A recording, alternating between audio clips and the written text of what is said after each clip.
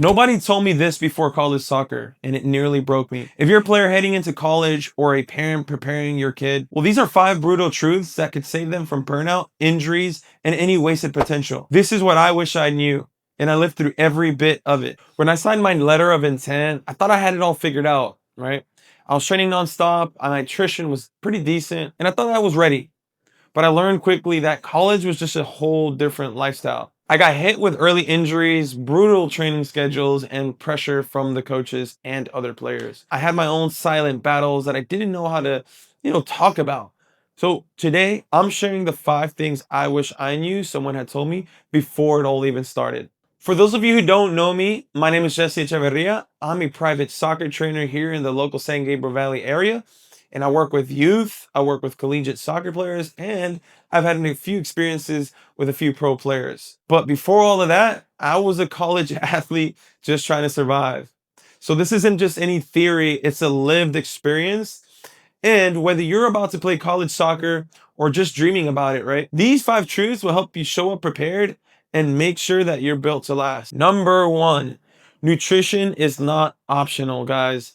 In the collegiate world, outworking a bad diet is just not possible. When you hear rumors that you're going into college and that the freshman 15 is real, well, let me just tell you guys from experience, it is a very real thing, right? And part of the contribution that leads to the freshman 15 and the weight gain of 15 pounds in your freshman year is that some of you guys are just not going to be living with your parents anymore. You're not able to cook because maybe you haven't learned, or your parents aren't able to cook the nice and healthy food that they had for you back when you were at home. Some of you may have moved out of home. You're at a new place, a new city, maybe a new state, right? Maybe have moved out of state and you're adjusting to a new lifestyle. And the only thing that you're able to do is eat out. For me, I didn't know how to cook. So when I went to college my first year, all I did and all I thought was good for me was Subway sandwiches. Now, here's where Subway went wrong for me. After eating Subway for so many weeks before and after training was over, I noticed that I started to gain weight tremendously, right? And the freshman 15 applied for me then. The thing was, I was eating a large amount of carbohydrates and saturated fats from the meats and the bread at Subway. I would add a ton of dressings. All those added calories began to stack up. Then I noticed that I had reached an all-time new weight in my freshman year. I had went from a young soccer player, muscular player at around 160 to 165 pounds of pure strength and muscle to now my first year in college weighing in at around 180 pounds. So I had gained around a little over 15 pounds that had slowed me down on the field. And I had wondered to myself, what is it about me that's not being able to help me reach another level? Right? So I had gone into the collegiate season thinking that I was fit, thinking that I was prepared, but with all the weight gain, I was not able to slim down. I was not able to maintain my fitness levels. And so therefore, I faced the consequences of limited playing time in my first year of collegiate soccer. Now, going into the collegiate time, I had spoke with the collegiate player or the coach that had recruited me onto the collegiate soccer team at Cal State Dominguez Hills. He had pretty much projected that I would get a starting position as a freshman because my fitness level and my skill levels were extremely high going into the collegiate soccer field. Now, by the time I had got into college, I noticed that things started to switch around. I wasn't as athletic, I wasn't as fit, I wasn't as strong or as fast as I thought I might have been. And this had all been a contribution due to nutrition, guys. Now I make sure that I teach my students that nutrition is the number one thing that you must focus on. There are a lot of top fitness trainers in the world that try to get transformative results with their clients. And if they don't change their nutrition, those transformations cannot happen. There's a rumor or there's a theory that states that 80% of your results come from your nutrition. That means that only 20% of the hard work you do on and off the field will actually contribute to your transformation. And if you're not fueling your body correctly, well, you're going to just struggle on the collegiate soccer field and you won't be able to get enough playing time. So make sure you fix your nutrition and prioritize that as the very first thing before you even get into college. So by the time you reach the collegiate level, maybe you have learned how to cook, or maybe you've learned to distinguish what is healthy when you eat out compared to what you thought was healthy to eat now. Number two, your spot is never guaranteed. And let me explain this, guys. When you're joining the collegiate soccer experience, you are actually playing against far older players and much more experienced ones than yourself. You're coming from an area where maybe you've just got out of a club, academy setting, and maybe you're one of the top players there. You're playing with kids either at your age or slightly under your age, and you're just going through the same level of experience at the club and academy soccer. But it's not like that in the college level. In college, you're playing against players who've also played in club and academy level, but have more experience, have understood the pressures of the collegiate experience, and are able to perform under that type of pressure. And if you're a young player that's coming in and you think that you're going to walk in and take the senior position spot, right, in your position, think again, because it might not be as easy as you think, right? You could still be a very talented player, skillful player, but this older player who's been playing a little bit longer than yourself might just be a little bit stronger, might just have better IQ than you in that time, and has ultimately adjusted to the club or to the college level and the club team, and might have more experience than yourself with that collegiate team that you're currently joining. Right. So they understand the system a little bit more. They understand what the coach needs. They understand the philosophy behind it. So that gives them an advantage over you, who's fresh to this new environment in the clubs, in the collegiate setting, and you need to make the adjustments in order to have a chance to start over the junior and senior player at your collegiate team. So when you reach the collegiate level, it doesn't matter whether you played for LAFC, Galaxy, or some of these high level MLS and ECNL club teams. What matters is today.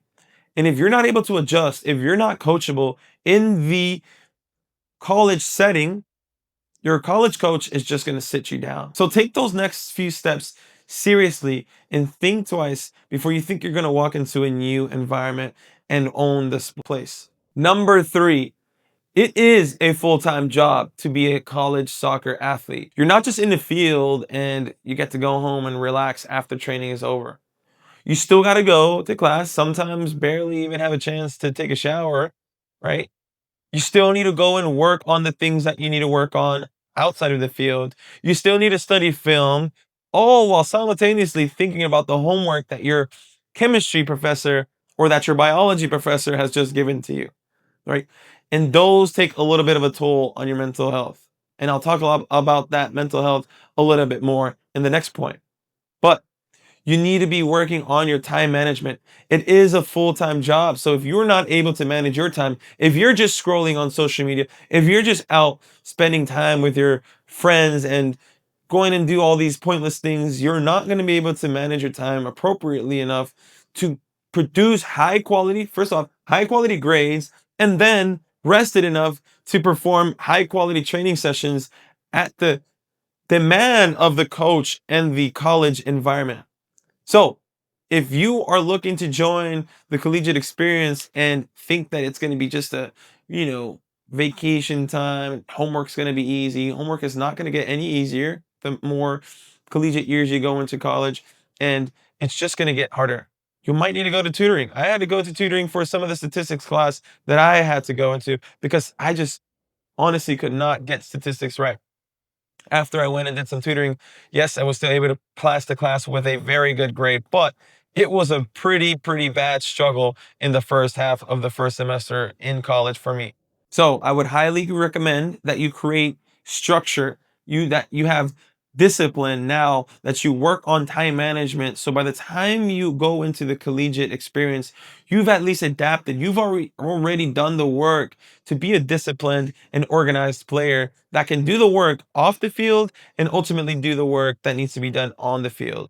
So make sure you're working on those skills that are a little bit more mental, a little bit more social, and ask a mentor, ask a parent what they recommend for you to work on these particular components of the field, off the field, on the field, so that you can sharpen up how you become a better player. Now, let me just be real for a quick second here because there was a time in college where, it was tough for me to get out of bed, right? I knew that there was days that I wasn't performing around the older players. There was times where I was just so tired, right? Waking up at Cal State Dominguez Hills and the dorm areas and, training at 9 a.m., but still having to get up at 7 a.m. to make sure that you properly hydrated, properly fueled with breakfast, and that you're stretching was very difficult because you were just up late night and you had to do all this homework, you had to do all these different tasks, right? So I wasn't playing, right? I felt alone. Like I didn't think that I could, really talk to anyone about it because I was in a whole new environment where I literally had no friends. I barely known the coaches. I'd barely known any staff at school. I pretty much didn't develop or get to have a chance to develop a strong relationship with most of my professors. So it was difficult, right? So college soccer really does bring pressure, but the silence around is what makes it hard for your mental health, right? Your mental health will be tested. So don't ignore it, right? Build that support and the rapport around your teammates, around your coaches, around your classmates, because that's a huge deal. And of course, your professor, right? Maybe you need a journal, maybe you need to meditate, whatever it is you need to do whatever works for you and that you know has proven to work for you under tough times in the past, right? You can't perform at a high level if your head's just not in the right space. So make sure you're practicing new skills, new techniques to constantly adapt to this high pressure environment because college does take a toll on the mental health. Right. I remember going through some really, really dark times at Cal State Dominguez Hills, and then eventually I was able to get back on my feet. But by then I had transferred over to Azusa Pacific University, which by then I had made one of the biggest, best decisions of my life to make the transition. Right.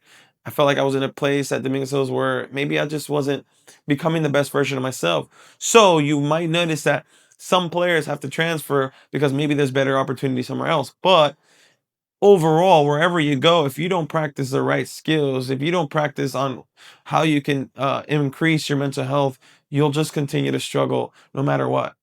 So make sure you work on your mental health and do the things that work for you to stay healthy, to stay sane, and so that you make sure that you're the best version of yourself that you can be under any type of pressure. Number 5, guys, relationships make or break your experience. And I feel like this is the number one thing apart from nutrition that was the most impactful for me.